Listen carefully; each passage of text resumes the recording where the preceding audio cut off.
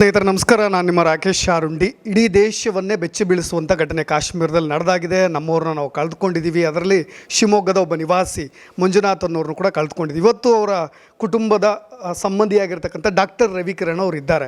ಈ ಘಟನೆಯ ಸಂಬಂಧವಾಗಿ ಕೂಲಂಕುಷವಾಗಿ ಎಲ್ಲ ಅಪ್ಡೇಟ್ಸ್ಗಳನ್ನು ಕೂಡ ತೆಗೆದುಕೊಳ್ತಾ ಇದ್ದಾರೆ. ಯಾವಾಗ ಆ ಮೃತ ಪಾರ್ಥಿವ ಶರೀರ ಇಲ್ಲಿಗೆ ಬರುತ್ತೆ ಅನ್ನೋದನ್ನು ಕೂಡ ಒಂದಿಷ್ಟು ಅಪ್ಡೇಟ್ಸ್ಗಳನ್ನು ನಾವು ಅವ್ರ ಹತ್ರ ತಿಳ್ಕೊಳ್ಳೋ ಪ್ರಯತ್ನವನ್ನು ಮಾಡೋಣ. ಸರ್, ಈಗ ಸದ್ಯದ ಪರಿಸ್ಥಿತಿ ಏನಾಗಿದೆ, ಏನೆಲ್ಲ ಕಮ್ಯುನಿಕೇಟ್ ಮಾಡ್ತಾ ಇದ್ದಾರೆ, ಯಾವಾಗ ಬರಬಹುದು, ಏನು ಎತ್ತ ಅಂತ? ಸರ್, ಇವಾಗ ಜಿಲ್ಲಾಡಳಿತ ಮತ್ತು ಅಲ್ಲಿ ಸೆಂಟ್ರಲ್ ಇವರು ನಮ್ಮ ಕಾಂಟ್ಯಾಕ್ಟಲ್ಲಿ ಇದ್ದಾರೆ. ಸೊ ಸಂಜೆ 6 ಗಂಟೆಗೆ ಅವರು ಅಲ್ಲಿಂದ ಬಾಡಿನ ಲಿಫ್ಟ್ ಮಾಡ್ತಾರೆ ಅಂತ ಹೇಳ್ಬಿಟ್ಟು ಹೇಳಿದ್ದಾರೆ. 6 ಗಂಟೆಗೆ ಅವರು ಕಾಶ್ಮೀರದಿಂದ ಲಿಫ್ಟ್ ಮಾಡ್ತಾರೋ ಸ್ವಲ್ಪ ಡೆಲ್ಲಿಯಿಂದ ಲಿಫ್ಟ್ ಮಾಡ್ತಾ ಇದ್ದಾರೆ ಅನ್ನೋದು ಸ್ವಲ್ಪ ಕ್ಲಾರಿಟಿ ಇಲ್ಲ. ಡೈರೆಕ್ಟ್ ಕಾಶ್ಮೀರದಿಂದ ಬ್ಯಾಂಗ್ಳೂರಿಗೆ ಬರ್ತಾರೋ ಅಥವಾ ಡೆಲ್ಲಿಯಿಂದ ಬರ್ತಾರೋ ಅನ್ನೋದನ್ನ ಒಂದು ಸ್ವಲ್ಪ ನೋಡ್ತಾ ಇದ್ದೀವಿ. ಬಟ್ ಎನಿವೇ ಅವ್ರು ಹೇಳೋ ಪ್ರಕಾರ 6 ಗಂಟೆಗೆ ಹೊರಟು 8:15ಗೆ ಫ್ಲೈಟು ಇಲ್ಲಿಗೆ ಬರುತ್ತೆ ಅಂತ ಒಂದು ಇನ್ಫಾರ್ಮೇಷನ್ ಇದೆ, ಬೆಂಗಳೂರಿಗೆ ಬರುತ್ತೆ ಅನ್ನೋ ಒಂದು ಇನ್ಫಾರ್ಮೇಷನ್ ಇದೆ. ಬಟ್ ಈಗ ಮತ್ತೆ ಸ್ವಲ್ಪ ಏನೋ ಅಲ್ಲಿ ಬೇರೆ ಅವ್ರಿಗೂ ಬೇರೆ ಸಮಸ್ಯೆಗಳಿರುತ್ತೆ ಅಂತ ಕಾಣುತ್ತೆ. ಟೈಮಿಂಗ್ಸ್ ಮತ್ತೆ ಚೇಂಜ್ ಆಗಿ ರಾತ್ರಿ 12-1 ಗಂಟೆ ಅಷ್ಟರೊಳಗೆ, ಒಟ್ಟು ಇವತ್ತು ರಾತ್ರಿ 12 ಗಂಟೆ ಅಥವಾ 1 ಗಂಟೆ ಒಳಗಂತೂ ಬೆಂಗಳೂರಿಗೆ ಅದು ಬಂದೇ ಬರುತ್ತೆ. ಸೊ ಅಲ್ಲಿಂದ ನಾವು ಬೈ ರೋಡ್ ತೊಗೊಂಬರ್ಬೇಕಾ ಅಥವಾ ಅಲ್ಲಿಂದ ಬೇರೆ ಮತ್ತೆ ಫ್ಲೈಟ್ ಮಾಡಿ ಶಿವಮೊಗ್ಗ ಇದಕ್ಕೆ ಕಳಿಸ್ತಾರ ಅನ್ನೋದು ಇನ್ನೂ ನಾವು ಸ್ವಲ್ಪ ಕೋಆರ್ಡಿನೇಷನಲ್ಲಿ ಇದ್ದೀವಿ. ಸೊ ಅದನ್ನು ನೋಡ್ಕೊಂಡ್ಬಿಟ್ಟು ಮುಂದಿನ ತೀರ್ಮಾನವನ್ನು ಅವ್ರು ತೊಗೊಳ್ತಾರೆ. ಅವ್ರೇನು ತೀರ್ಮಾನ ತೊಗೊಳ್ತಾರೆ ಇಲ್ಲಿ ಶಿವಮೊಗ್ಗಕ್ಕೆ ಬರೋ ಸಮಯವನ್ನು ಆಮೇಲೆ ನಮಗೆ ಗೊತ್ತಾಗುತ್ತೆ ಸರ್. ಇನ್ನೂ ತುಂಬ ಕ್ಲಾರಿಟಿ ಇಲ್ಲ ಆ ವಿಚಾರದಲ್ಲಿ. ಒಟ್ಟು 12:30-1 ಗಂಟೆ ಒಳಗೆ, ಅದು 9 ಇರ್ಬೋದು, 10 ಇರ್ಬೋದು, 11 ಇರ್ಬೋದು, ಬೆಂಗಳೂರಿಗಂತೂ ಬರುತ್ತೆ ಬಾಡಿ. ಖಂಡಿತ ಭಾಳ ಜನಕ್ಕೆ ಒಂದು ಕನ್ಫ್ಯೂಷನ್ಸ್ ಇದೆ, ಆ ಕೊನೆಯ ಕ್ಷಣಗಳು ಹೇಗಿತ್ತು ಅಂತ. ಒಂದೊಂದು ಮಾಧ್ಯಮಗಳಲ್ಲಿ ಒಂದೊಂದು ರೀತಿಯಾಗಿ ನೋಡ್ತಾ ಇದ್ದೀವಿ. ನೀವು ಕೂಲಂಕುಷವಾಗಿ ಅವರ ಫ್ಯಾಮಿಲಿಯವ್ರ ಹತ್ರ, ಕುಟುಂಬದವ್ರ ಹತ್ರ ಮಾತನಾಡಿರೋದ್ರಿಂದ ಸರ್, ಅವರು ಏನು ಹೇಳಿದ್ದಾರೆ, ಪಲ್ಲವಿ ಅವರೇ ನೇರವಾಗಿ ಎಲ್ಲ ಸಂದರ್ಶನದಲ್ಲಿ ನೇರವಾಗಿ ಹೇಳಿದ್ದಾರೆ.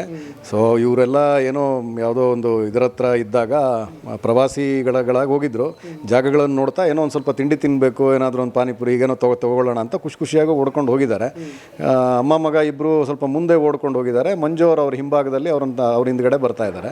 ಹಿಂದೆ ತಿರುಗಿ ನೋಡಿದ್ಲು ಇವಳು. ಹಿಂದೆ ತಿರುಗಿ ನೋಡಿದ್ರೆ ಅವನು ಅಷ್ಟೊತ್ತಿಗಾಗಲೇ ರಕ್ತದ ಮಡುವಲ್ಲಿ ಬಿದ್ದಿದ್ದ ಅಂಥೇಳಿ ಅವರೇ ಹೇಳಿರುವಂಥದ್ದು. ಸೊ ಅದೇ ಥರನೇ ಆಗಿರೋದು. ಸೊ ಆ ತಕ್ಷಣಕ್ಕೆ ಅವ್ರಿಗೆ ಏನು ಮಾಡೋಕ್ಕೆ ಗೊತ್ತಾಗಿಲ್ಲ. ಅಲ್ಲಿರುವಂಥ ಯಾರು ಟೆರರಿಸ್ಟ್ ಇದ್ದಾನೆ ಅವನ ಎದುರುಗಡೆಗೆ ನಿಂತಿದ್ದಾರೆ ಅವರು. ಅವನನ್ನು ಹೊಡೆದಾಕಿದೆಯಲ್ಲ, ನಮ್ಮನ್ನು ಹೊಡೆದಾಕ್ಬಿಡು, ನಮ್ಮನ್ನೇ ಹಾಕ್ಬಿಡ್ತೀಯ ಅಂತೇಳಿ ಅವನು ಅಭಿಜಯ್ ಮತ್ತು ಅವ್ರ ಮಗ ಅಭಿಜಯ್ ನಮಗೂ ಹೊಡೆದಾಕು ಅಂತೇಳಿ ಕೇಳಿದ್ದಾನೆ. ಅವನು ಮೋದಿಜಿಕೋ ಬತಾವ್ ಅಂತೇಳಿ ಅವನು ಹೋಗಿದ್ದಾನೆ. ಸೊ ಅದಾದಮೇಲೆ ಅವ್ರಿಗೇನು ಗೊತ್ತಾಗಿಲ್ಲ, ಅಲ್ಲಿ ಏನು ಮಾಡಬೇಕು, ಯಾವುದೋ ಗೊತ್ತಿಲ್ಲದೆ ಇರೋ ಜಾಗ. ಶಾಕ್ ಆಗಿದೆ ಅವರಿಗೆ. ಪಾಪ ಹೆಣ್ಮಗಳು ನಮಗೆ ಆ ಕ್ಷಣಕ್ಕೆ ಫೋನ್ ಮಾಡಿ, ಸರ್ ನನಗೆ ಅಳಕ್ಕೂ ಗೊತ್ತಾಗ್ತಿಲ್ಲ, ಏನು ಮಾಡಬೇಕಂತಲೇ ತೋಚ್ತಾ ಇಲ್ಲ ಇಲ್ಲಿ ಅಂತೇಳಿ ಪಾಪ ಅಷ್ಟು ಶಾಕಲ್ಲಿ ಇದ್ಲವಳು. ಆ ನಂತರದಲ್ಲಿ ಸೈನ್ಯ ಬೇರೆ ಅಧಿಕಾರಿಗಳು ಹೋಗಿ ಅದನ್ನು ಟುಕ್ ಓವರ್ ದ ಇದು ಅಲ್ಲಿ ತೊಗೊಂಡಿದ್ದಾರೆ, ಕಂಟ್ರೋಲ್ ತೊಗೊಂಡಿದ್ದಾರೆ. ಆಮೇಲೆ ಆನಂತರ ಅವ್ರನ್ನ ಆಸ್ಪತ್ರೆಗೆ ಶಿಫ್ಟ್ ಮಾಡಿ ಅಲ್ಲಿಂದ ಆಲ್ಮೋಸ್ಟ್ ಅವ್ರದ್ದಷ್ಟೊತ್ತಿಗೆ ಹೆಡ್ಡಿಗೆ ಬುಲೆಟ್ ಹೊಡೆದಿದ್ದರಿಂದ ಸೊ ಅವರು he was no more. So ಅವರನ್ನು ಶ್ರೀನಗರಕ್ಕೆ ಆಮೇಲೆ ಕರ್ಕೊಂಡೋಗಿ ಇಡೀ ರಾತ್ರಿ ಅವ್ರನ್ನ ಶ್ರೀನಗರದಲ್ಲಿ ಸೆಕ್ಯೂರ್ ಮಾಡಿ ಇಟ್ಕೊಂಡಿದ್ದಾರೆ. ಸೊ ಪಲ್ಲವಿ ಅವರು ಮತ್ತು ಅವ್ರ ಅಲ್ಲಿ ಮಗನಿಗೆ ಚೆನ್ನಾಗಿ ನೋಡ್ಕೊಂಡಿದ್ದಾರೆ ಎಲ್ಲರೂ. ಅವರು ಕೂಡ ರಾತ್ರಿ ಫೋನ್ ಮಾಡಿದರು, ಬೆಳಗ್ಗೆನೂ ಫೋನ್ ಮಾಡಿದರು. ನಮಗೆ ಎಲ್ಲ ವ್ಯವಸ್ಥೆಗಳನ್ನು ಸರಿಯಾಗಿ ಇಟ್ಕೊಂಡು ನಮ್ಮನ್ನು ಸರಿಯಾಗಿ ನೋಡ್ಕೊಳ್ತಾ ಇದ್ದಾರೆ. ಇವತ್ತು ಎಷ್ಟೊತ್ತಿಗೆ ಹೊರಡೋದು ಏನು ಅಂತ ಆಮೇಲೆ ತಿಳಿಸ್ತೀವಿ ಅಂತ ಹೇಳಿದರು. ಈಗಿನ ಇನ್ಫಾರ್ಮೇಷನ್ ನಾನು ಆಗಲೇ ಹೇಳಿದಾಗ ಅಲ್ಲಿ 6 ಗಂಟೆಗೆ ಹೊರಡ್ತಾರೆ. 8:30ಯಿಂದ 12 ಗಂಟೆ 1 ಗಂಟೆ ಒಳಗೆ ಇವತ್ತು ರಾತ್ರಿ ಅಂತೂ ಪಾರ್ಥಿವ ಶರೀರ ಬೆಂಗಳೂರು ಬರುತ್ತೆ. ಬೆಂಗಳೂರಿಂದ ಶಿವಮೊಗ್ಗಕ್ಕೆ ತರೋದು ಯಾವ ರೀತಿ ಒಳಗೆ ಅನ್ನೋಂಥದ್ದನ್ನು ಇಲ್ಲಿ ಜಿಲ್ಲಾಡಳಿತದ ಜೊತೆಗೆ ಮತ್ತು ಇಲ್ಲಿ ಸರ್ಕಾರದ ಜೊತೆ ಕೋಆರ್ಡಿನೇಷನಲ್ಲಿ ಇದ್ದೀವಿ. ನಮ್ಮ MP BY ರಾಘವೇಂದ್ರ ಅವರು, ನಮ್ಮ ಚನ್ನಬಸಪ್ಪನವರು, ಬೆಳಗ್ಗೆ ನಮ್ಮ ಡಿಸ್ಟ್ರಿಕ್ಟ್ ಮಿನಿಸ್ಟ್ರು ಮಧು ಬಂಗಾರಪ್ಪನವರು ಬಂದಿದ್ದರು. ಅವರು ಎಲ್ಲ SPDC ಅವ್ರಿಗೂ ಸ್ಟ್ಯಾಂಡಿಂಗ್ ಇನ್ಸ್ಟ್ರಕ್ಷನ್ ಕೊಟ್ಟು ಅವರು ತುಂಬ ಸಹಕಾರ ಕೊಡ್ತಾ ಇದ್ದಾರೆ. ಸೊ ಇಲ್ಲಿಂದ ಹೋಗಿ ಅವ್ರನ್ನ ಕರ್ಕೊಂಬರೋಕೆ ಏನು ಬೇಕು ಜಿಲ್ಲಾಡಳಿತ ಪೂರ್ತಿ ವ್ಯವಸ್ಥೆ ಮಾಡ್ತಾ ಇದೆ. ಅವ್ರ ವ್ಯವಸ್ಥೆ ಒಳಗೆ ನಾವು ಬಾಡಿನ ಇಲ್ಲಿಗೆ ತೊಗೊಂಬರ್ತೀವಿ ಸರ್. ಅವ್ರದ್ದೇ ವ್ಯವಸ್ಥೆ ಒಳಗೆ ನಾಳೆ ಕ್ರಿಮೇಷನ್ನು ಕೂಡ ಆಗುತ್ತೆ. ಸರ್, ಕುಟುಂಬದವ್ರಿಗೆ ಧೈರ್ಯ ತುಂಬ ಕೆಲಸ ಮಾಡ್ತೀವಿ, ಸಂಪೂರ್ಣ ಜವಾಬ್ದಾರಿ ಕೂಡ ತೆಗೆದುಕೊಂಡಿದ್ದೀರಾ. ನಿಧಾನಕ್ಕೆ ತಾಯಿಗೂ ಕೂಡ ಒಂದು ಸ್ವಲ್ಪ ಆ ಥರದ ಒಂದಿಷ್ಟು ಸಮಾಧಾನ ಮಾಡೋ ಕೆಲಸ, ಅದರಿಂದ ಹೊರ ಬರೋ ಕೆಲಸವೂ ಕೂಡ ನಡೀತಾ ಇದೆ. ಎಷ್ಟು ಧೈರ್ಯ ತುಂಬ್ತಾ ಇದ್ದೀರಿ ಸರ್ ನಿಧಾನ ಕುಟುಂಬ? ಸರ್, ಎಲ್ಲ ಇನ್ನೇನು ಇಂಥ ಕಷ್ಟ ಸಂದರ್ಭದಲ್ಲಿ ಮನೆಯವರೆಲ್ಲ ಸಂಬಂಧಿಗಳೆಲ್ಲ ಬಂದು ಅವ್ರ ಜೊತೆಗಿರ್ಬೋದು. ಬಿಟ್ಟರೆ ಇದಕ್ಕೆ ನಾವು ಹೇಳ್ಬೋದು, ಪದಗಳಲ್ಲಿ ಹೇಳ್ಬೋದು ಧೈರ್ಯ ತೊಗೊಳ್ಳಿ ಅಂತ. ಧೈರ್ಯ ತೊಗೊಳ್ಳೋದು ಅದು ಹೇಗೆ ತೊಗೊಳ್ತಾರೆ ನಮಗೆ ಗೊತ್ತಿಲ್ಲ. ಅದು ಭಗವಂತ ಅವ್ರಿಗೆ ಆ ಶಕ್ತಿ ಭಗವಂತ ಕೊಡಬೇಕು ಅಷ್ಟೇ. ಬಿಟ್ಟರೆ ನಾವು ಅವ್ರ ಜೊತೆಗೆ ನಿಲ್ಬೋದು, ಅವ್ರಿಗೆ ಏನು ಸಹಕಾರ ಕೊಡ್ಬೋದು ಆ ಸಹಕಾರ ಕೊಡ್ಬೋದು.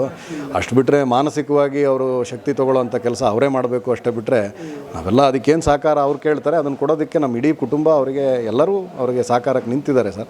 ಈ ಸಂದರ್ಭದಲ್ಲಿ ಸಾಧ್ಯವಾದಷ್ಟು ಬೇಗ ಒಂದು ಸಹಜ ಸ್ಥಿತಿಗೆ ಅವರ ಜೀವನ ಮರಳೋದಕ್ಕೆ ಏನು ಬೇಕು ಪಲ್ಲವಿ ಇರ್ಬೋದು, ಅವ್ರ ಮಗ ಇರ್ಬೋದು, ಅವ್ನ ಮುಂದಿನ ದಿವಸಗಳಲ್ಲಿ ಅವ್ನ ಎಜುಕೇಷನ್ ಇದೆ, 97% ತೊಗೊಂಡಿದ್ದಾನೆ, ತುಂಬ ಬುದ್ಧಿವಂತ ಇದ್ದಾನೆ ಹುಡುಗನು. ಸೊ ಅವಳು ಪಾಪ ಅಲ್ಲೆಲ್ಲೋ ಬೀರೂರಿನಲ್ಲಿ ಅವರು ಮ್ಯಾಮ್ಕೋಸ್ನಲ್ಲಿ ಕೆಲಸದಲ್ಲಿದ್ದಾರೆ.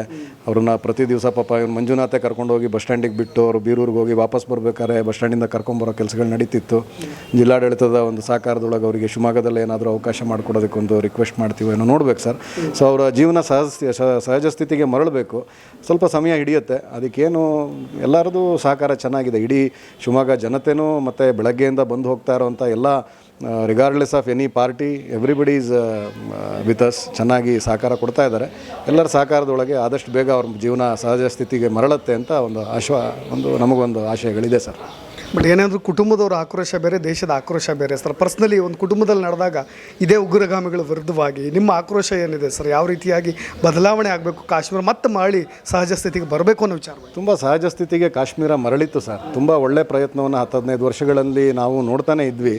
ಆದರೆ ಈ ಮಟ್ಟಕ್ಕೆ ಇವರು ಪ್ಲ್ಯಾನ್ ಮಾಡಿ ಮಾಡ್ತಾರೆ ಅಂತಾದರೆ ತುಂಬ ಒಂದು ಹೇಯ ಕೃತ್ಯ ಇದು. ಕೈಯಲ್ಲಿ ಯಾರು ಸರ್ ಇವ್ರಿಗೇನಿದೆ, ಅಲ್ಲಿ ಲೋಕಲೈಟ್ಸನ್ನು ಟಾರ್ಗೆಟ್ ಮಾಡಲಿಲ್ಲ, ಬೇರೆ ಏನೋ ಅವ್ರಿಗೆ ಟಾರ್ಗೆಟ್ ಮಾಡೋಕ್ಕಾಗಿದ್ದರೆ ಬೇರೆ ಯಾವುದಾದ್ರೂ ರೀತಿ ಒಳಗೆ ಅವ್ರ ಮೇಲೆ ಡಿಸಿಷನ್ಸ್ ತೊಗೊಂಡವ್ರನ್ನ ಅವ್ರ ಮೇಲೆ ಆ ಥರ ಏನೋ ಟಾರ್ಗೆಟ್ ಮಾಡ್ತಾರೆ. ಇವ್ರು ಏನು ಸರ್ ಎಲ್ಲಿಂದನೋ ಹೋಗಿರೋವಂಥವ್ರು ಇವರು, ಅವ್ರಿಗೇನು ಲೆಕ್ಕ ಗೊತ್ತೇ ಇರೋದಿಲ್ಲ ಇಲ್ಲಿ ಈ ಥರ ಏನೋ ಆಗ್ಬೋದು ಅಂತೇಳಿ. ಏನು ಯಾರಾದರೂ ಹೊರಗಡೆ ಹೋದಾಗ ಅನಾಹುತಗಳಾಗ್ಬೋದು ಅಂದರೆ ಏನು ಅನ್ಕೋಬೋದು ಸರ್? ಮ್ಯಾಕ್ಸಿಮಮ್ ಏನು ಅಂದ್ಕೊಳ್ತಾರೆ, ಏನೋ ಭಾರಿ ಜೋರಾಗಿ ಮಳೆ ಬರ್ಬೋದು, ಇನ್ನೇನೋ ಆಗ್ಬೋದು, ಲ್ಯಾಂಡ್ಸ್ಲೈಡ್ ಆಗ್ಬೋದು, ಈ ಥರ ಪ್ರಾಕೃತಿಕವಾದ ವಿಕೋಪಗಳಾಗ್ಬೋದು ಅಂತ ಯೋಚನೆ ಮಾಡ್ತೀವಿ ಹೊರತು ಟೆರರಿಸ್ಟ್ ಅಟ್ಯಾಕ್ ಆಗಿ ನಾವು ಸಾಯ್ತೀವಿ ಅಂತ ಯಾರು ಯೋಚನೆ ಮಾಡ್ತಾರೆ ಸರ್? ಸೊ ಸೆಕ್ಯೂರಿಟಿನೂ everything was very good. But with all that ಇದ್ದೇ ಇದ್ದಾರಲ್ಲ ಸರ್, ಶಾಂತಿ ಕದಡೋ ಪ್ರಯತ್ನ ಅವ್ರದ್ದು ಮೇಲ್ಗೈ ಆಗಿದೆ, ಒಂದು ಸರಿ ಅವ್ರದ್ದು ಮೇಲ್ಗೈ ಆಗಿದೆ. ಆದರೆ ನಮ್ಮ ಗ್ರಾಚಾರ ಅದರಲ್ಲಿ ನಮ್ಮ ಹುಡುಗ ಹೋಗಿರೋವಂಥದ್ದು, ಈ ಸಂದರ್ಭದಲ್ಲಿ ನಮ್ಮ ಹುಡುಗ ಹೋಗಿರೋವಂಥದ್ದು ನಮ್ಮ ಗ್ರಾಚಾರ ಅಷ್ಟೇ ಸರ್. ಏನು ಹೇಳಕ್ಕೆ ಬರುತ್ತೆ ಇದಕ್ಕೆ? ಯಾರನ್ನೂ ನಾವೇನೋ ಟಾರ್ಗೆಟ್ ಮಾಡಿ ಯಾರನ್ನೋ ಬೈಯೋದ್ರೊಳಗೆ we don't find anything like that. At least ಮುಂದಿನ ದಿವಸಗಳಲ್ಲಿ ಇದೊಂದು ಕರೆಗಂಟೆ ಮತ್ತು ಈ ಥರ ಆಗಿದೆ, ಇದಕ್ಕೊಂದು ಸರಿಯಾದ ಪ್ರತೀಕಾರ ಅಂತ ತೆಗೆದುಕೊಳ್ಬೇಕು ಸರ್. ಇವಾಗಿನ ಆಡಳಿತಕ್ಕೆ ಆ ಶಕ್ತಿನೂ ಇದೆ, ಆ ಕೆಲಸವನ್ನು ಅವ್ರು ಮಾಡಬೇಕು, ಮಾಡ್ತಾರೆ ಅಂತಲೇ ನಮಗೂ ಇದೆ. ಮತ್ತು ಇನ್ನೊಂದು ಸರಿ ಈ ಥರ ಅವ್ರು ಮಾಡೋಕ್ಕೆ ಧೈರ್ಯ ಬರಬಾರ್ದು, ಆ ಥರದ ಒಂದು ಪ್ರತೀಕಾರ ಆಗಬೇಕು ಅನ್ನೋದೇ ನಮಗೆ. ಹಾಗೆ ಸುಮ್ಮನೆ ಏನೋ ಒಂದು ಮಾಡ್ತೀವಿ ಅನ್ನೋಕ್ಕಿಂತ ಈಗೇನಾಗಿದೆ ಭಾಳ ಸರಿ ಆಗ್ತಾ ಇರೋದೇ ಇದು. ಕಾನೂನಿನಲ್ಲಿ ಭಾಳ ಬೇಗ ಅವರು ಏನೋ ಒಂದು ಲೂಪ್ ಹೋಲ್ನ ಇಟ್ಕೊಂಡು ಈಚೆ ಇರ್ತಾರೆ ಅನ್ನೋದೇ ಭಾಳ ಸರಿ ನಾವು ನೋಡ್ತಾ ಇರೋವಂಥದ್ದು. ಸೊ ಸರಿಯಾದ ಶಿಕ್ಷೆ ಆದಾಗ ಎಲ್ರಿಗೂ ಭಯ ಇರುತ್ತೆ, ಕಾನೂನನ್ನು ಎಲ್ಲರೂ ಪಾಲನೆ ಮಾಡ್ತಾರೆ. ಸೊ ಆ ಥರ ಇವಾಗಿರುವಂಥ ಆಡಳಿತ ಅದನ್ನು ಸರಿಯಾದ ರೀತಿ ಒಳಗೆ ಇಂಪ್ಲಿಮೆಂಟ್ ಮಾಡಲಿ. 10-15 ವರ್ಷ ತುಂಬ ಸ್ಟ್ರಿಕ್ಟ್ ಮೆಷರ್ಸ್ ತೊಗೊಂಡಿದ್ರು. ಸೊ ಹಾಗಾಗಿ ಅಲ್ಲಿ ಸಾಕಷ್ಟು ಗಲಭೆ ಎಲ್ಲ ಕಡಿಮೆ ಆಗಿತ್ತು. ಇದು ಎಲ್ಲೋ ಅವರು ಒಂದು ಸ್ವಲ್ಪ ಮೈಮರೆತರೋ ಏನೋ ಅದು ನಮಗೂ ಗೊತ್ತಾಗೋದಿಲ್ಲ, ಆಗಿದೆ. ಸೊ ನಮಗೆ ಅಂತೂ ಪರ್ಸನಲ್ ಲಾಸ್ ಇದೆ. ಬಟ್ ದೇಶದಲ್ಲೂ ಕೂಡ ಇದು ಇಡೀ ದೇಶನೂ ಒಂಥರ ತಲೆ ತಗ್ಸುವಂಥ ಕೆಲಸ ಅವ್ರು ಮಾಡಿದ್ದಾರೆ. ನಮಗೆ ಒಟ್ಟು Kashmir is not safe for Hindus ಅನ್ನೋವಂಥದ್ದನ್ನು ಹೇಳಕ್ಕೆ ಹೊರಟಿದ್ದಾರೆ ಅವರು. But it should be safe for everyone. ಆ ಥರದ ರೀತಿ ಒಳಗೆ ಜಿಲ್ಲಾಡಳಿತ ಆ ಕೆಲಸವನ್ನು ಇಡೀ ನಮ್ಮ ಈಗಿನ ಕೇಂದ್ರಾಡಳಿತ ಆ ಕೆಲಸವನ್ನು ಮಾಡುತ್ತೆ ಅನ್ನೋಂಥ ವಿಶ್ವಾಸ ಇದೆ ಸರ್. ಸೊ ನೋಡೋಣ ಸರ್, ಬರೋ ದಿವಸಗಳಲ್ಲಿ definitely they will take good decisions. ನಮ್ಮ ಮನಸ್ಸಿಗೆ ಸಮಾಧಾನ ಆಗುವಂಥ ತೀರ್ಮಾನ ಅಲ್ಲಿ ಆಗುತ್ತೆ ಅಂಥೇಳಿ ಖಂಡಿತ ನಮಗೆ ವಿಶ್ವಾಸ ಇದೆ ಸರ್, ಆಗ್ಬೋದು. Thank you sir. ಕೇಂದ್ರ ಸರ್ಕಾರ ಇದೇ ಖಂಡಿತವಾಗಿ ಇದನ್ನು ಲೆಕ್ಕಚುಕ್ತ ಮಾಡುತ್ತೆ ಅನ್ನೋದೇ ಅವರ ಮಾತು. ಇನ್ನಷ್ಟು ಅಪ್ಡೇಟ್ಸ್ಗಳೊಂದಿಗೆ ಮತ್ತೆ ಬರ್ತೀನಿ. ನಾನು ರಾಕೇಶ್ ಶಾರುಂಡಿ, ಧನ್ಯವಾದ.